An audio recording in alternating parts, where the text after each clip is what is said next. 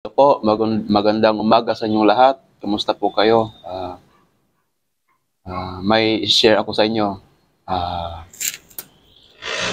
May mga Kristiyano po ngayon na hindi dumaan sa isang proseso na pagiging totoong Kristiyano. So, ito yung proseso kung saan tinanggap mo na yung pagkakamali mo sa nakaraan at handa kang magbago sa hinaharap. Ito yung excuse me po. Ito yung repentance. Ito yung may ibig sabihin kasi yung repentance sa Greek word nito. Hindi ko lang maalala kung ano 'yun.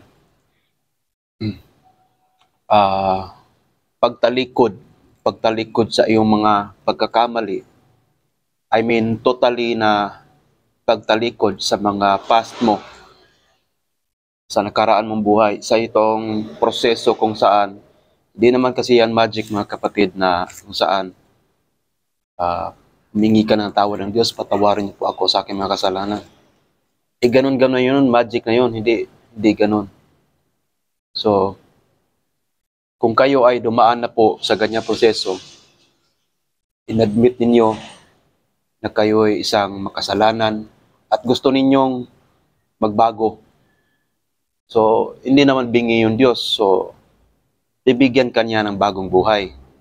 So, hindi ibig sabihin niya na ganun, magic na yun. Bagong buhay na, hindi. Ang bagong buhay, yun yung buhay ni Jesus. So, bibigyan mo siya ng replika. Bibigyan mo siya ng buhay, yung kanyang mga katuruan. Isa sa buhay mo yun. Yun yung ibig sabihin nun. At may mga Kristiyano na dumaan sa ganyang proseso. Halimbawa, dumaan sila sa ganito. Tapos, andyan pa rin yung mga konting mga hindi magagandang asal po. Yung iba kasi may mga matatalas na dila. So, alam nyo mga kapatid, dapat wala na yan kasi tinanggap nyo na si Jesus, tinanggap nyo na ang kanyang mga katuruan. Paunti-unti mga kapatid, mababago rin natin yung ating sarili. So, isa yang dedication. Isa yang desisyon natin sa ating buhay kung saan handa tayong magbago. So, hindi yun sa pamamaraan ng tao lang. So, pamamaraan ng Diyos yan. So, kailangan mong mag-undergo sa kanyang teachings.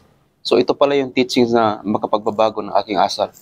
Ganun yan mga kapatid. Huwag kayong manatili sa asal ng mga past ninyo. So, kung ikaw ay may matalas na dila, so, nakakasira yan sa iyong kapatid na Kristiyano din. So, nakakasugat ng puso niyan. Lalo na yung taong pinagsabihan mo, hindi pa full grown.